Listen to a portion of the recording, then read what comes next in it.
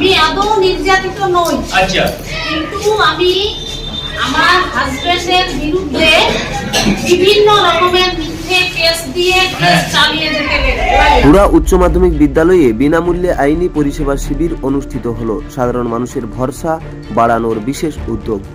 পুরুলিয়া জেলার হুড়া উচ্চ মাধ্যমিক বিদ্যালয় প্রাঙ্গণে শুক্রবার অনুষ্ঠিত হলো বিনামূল্যে আইনি পরিষেবা ও আইনি সচেতনতা শিবির। এলাকার সাধারণ মানুষের আইনি সমস্যার দ্রুত ও সঠিক সমাধান পৌঁছে দিতে এদিনের এই আয়োজনকে ঘিরে উৎসাহ ছিল চোখে পড়ার মতো। শিবিরে সকাল থেকে ভিড় জমাতে থাকেন স্থানীয় বাসিন্দারা। সম্পত্তি বিরোধ, সরকারি প্রকল্পে বঞ্চনা, পারিবারিক সমস্যা, মহিলা ও শিশু সুরক্ষা সম্পর্কিত আইন সহ নানা বিষয়ে উপস্থিত বিশেষজ্ঞ আইনজীবীরা বিনামূল্যে পরামর্শ প্রদান করেন। অনেকেই জানালেন বহুদিনের অনিশ্চয়তার অবসানে এই শিবির তাদের নতুন দিক নির্দেশিকা দিয়েছে। আয়োজক কমিটির পক্ষ থেকে জানানো হয়েছে, গ্রামের মানুষকে আইনের মৌলিক সুবিধা সম্পর্কে অবহিত করা এবং প্রয়োজনীয় সাহায্য সহজলভ্য করাই আমাদের প্রধান লক্ষ্য। এই উদ্যোগ বাস্তবায়নে গুরুত্বপূর্ণ ভূমিকা পালন করেছে জেলা আইনি সহায়তা কর্তৃপক্ষ ও বিদ্যালয় কর্তৃপক্ষ। তাদের সার্বিক সহযোগিতায় শিবির জুড়ে ছিল সুশৃঙ্খল পরিবেশ ও পরিষেবা গ্রহীতাদের আন্তরিক অংশগ্রহণ। বিদ্যালয়ের প্রধান শিক্ষক পিন্টু দে জানান, মানুষের আইনি সচেতনতা বাড়াতে আমরা ভবিষ্যতেও আরও এমন শিবির আয়োজনের পরিকল্পনা করছি। বিদ্যালয় সব সময় সমাজের পাশে থাকবে। দিনভর চলা এই শিবির শেষে পরিষেবা গ্রহণকারী মানুষদের মুখে ছিল তৃপ্তির হাসি। আইনের দরজা যে সত্যি সবার জন্য, সেই বার্তাই আবার তুলে ধরল হুড়ার এই উদ্যোগ। আমি আদৌ নির্যাতিত নই। আচ্ছা, কিন্তু আমি আমার হাজবেন্ডের বিরুদ্ধে বিভিন্ন রকমের মিথ্যে কেস দিয়ে কেস চালিয়ে যেতে লাগলাম। এক্ষেত্রে সেই হাজবেন্ডের কি করণীয়? সবসময় তো আমরা নারী সুরক্ষা নিয়েই বলি, কিন্তু কোনো কোনো ক্ষেত্রে দেখা যায় যে নারীরাও সেই পুরুষকে কিন্তু শোষণ করছে। সেক্ষেত্রে আমি যদি পুরুষ হয়ে থাকি তাহলে আমি কি ধরনের আইনি সহায়তা পেতে পারি? অ্যাকচুয়ালি অভিযোগ হওয়াটা তো এক জিনিস, অভিযোগ হলেই তো তার সাজা হচ্ছে না। তাহলে ওই পুরুষের কি অধিকার আছে, সে কোর্টে গিয়ে প্রমাণ করবে যে আমার বিরুদ্ধে যে অভিযোগটা আনা হলো সেটা মিথ্যা অভিযোগ। তাহলে জজ সাহেব তাকে বেকসুর খালাস করে দেবে। এমন কি কোনোদিন হয়েছে যে অভিযোগের ভিত্তিতে তাকে সাজা হয়েছে কোনো কিছুতে? একটা এরকম কি ভারতবর্ষে কোথাও দেখেছেন সারা পৃথিবী জুড়ে অভিযোগ হলেই তাকে জেলে ঢুকিয়ে দেওয়া হলো, তাকে ফাইন করা হলো? তা তো হয়নি। তাহলে অভিযোগ সত্য কি মিথ্যা তার প্রমাণ করার অধিকার তো আছে কোর্টে। অ্যাকচুয়ালি আমি এসেছি ডিস্ট্রিক্ট লিগ্যাল সার্ভিস অথরিটি থেকে। ডিস্ট্রিক্ট লিগ্যাল সার্ভিস অথরিটির প্রধান কাজ হচ্ছে আইনি সচেতনতা। কেন ভারতবর্ষে অনেক আইন আছে, আমরা সবাই জানি, এবং এই আইন হচ্ছে মানুষের স্বার্থেই, এবং সেই আইন সম্পর্কে মানুষ যদি না জানে তাহলে কিন্তু সেই অধিকারটা সে নিতে পারবে না কখনো। আমরা যখন কোর্টে যাই, কোর্টে শুধু বিচার ব্যবস্থাই হয়, কিন্তু অনেকে জানে যে আমরা যদি একটু সচেতন হতাম তাহলে হয়তো কোর্টে আর আসতে হতো না।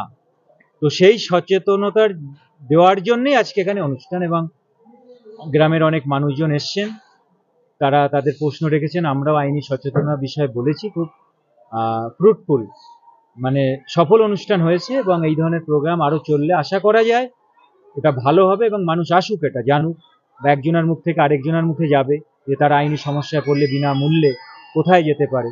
সেই দিক থেকে এখানে খুব ভালো একটা অনুষ্ঠান আজকে হয়েছে। এই জমি সংক্রান্ত বিষয়েও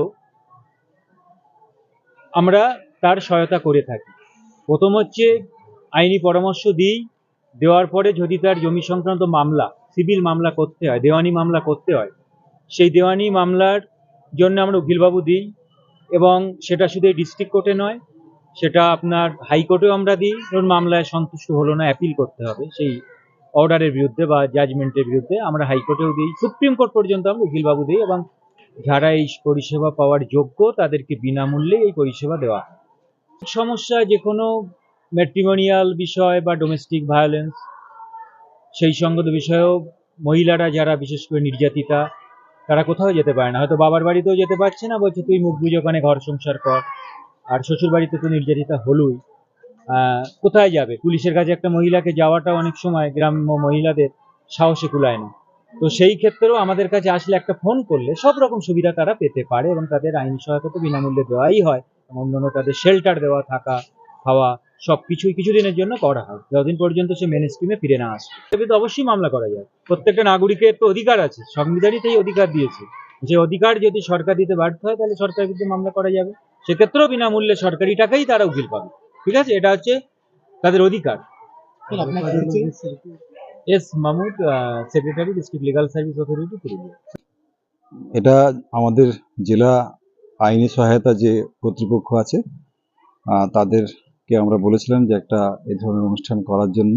বিশেষত যেভাবে আমরা দেখছি বেশ কিছু মানুষ আইনি জ্ঞান না থাকার জন্য বিভিন্ন সমস্যায় পড়ছেন, তো আমরা তাদেরকে বলাতে তারা আগ্রহী হন এবং তারা আজকে এটা করলেন। এখানে উপস্থিত ছিলেন আমাদের ডিস্ট্রিক্ট লিগ্যাল সার্ভিসেস অথরিটির যে সেক্রেটারি মাননীয় শ্রী সুলতান মাহমুদ মহাশয়, উপস্থিত ছিলেন আমাদের প্রোটেকশন অফিসার মল্লিকা পণ্ডা, উপস্থিত ছিলেন ওয়ান স্টপ সেন্টারের একজন ইনচার্জ, নামটা এই মুহূর্তে বলতে পারছি না।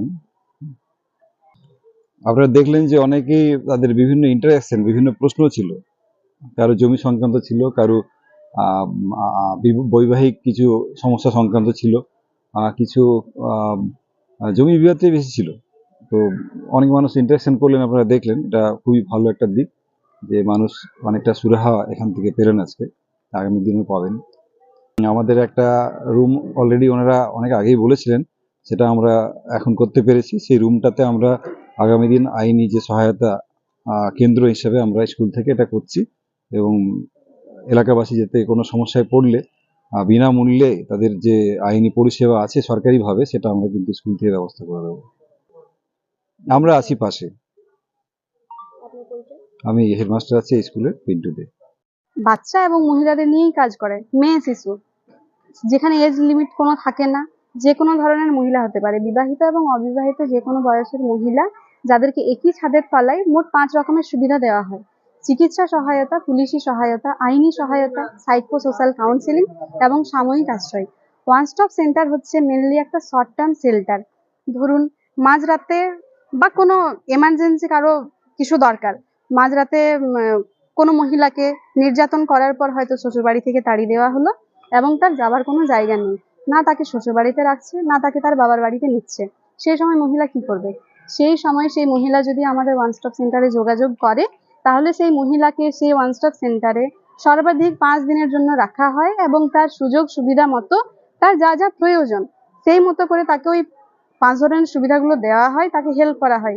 সে যদি কেস করতে চায় তার শ্বশুরবাড়ির লোকেদের বিরুদ্ধে, সেক্ষেত্রেও তাকে কেসের জন্য হেল্প করা হয়, বা সে কি কি স্টেপ নিতে পারে, কি গ্রহণ করতে পারে, সেগুলো নিয়ে তাকে অ্যাওয়্যার করা হয়।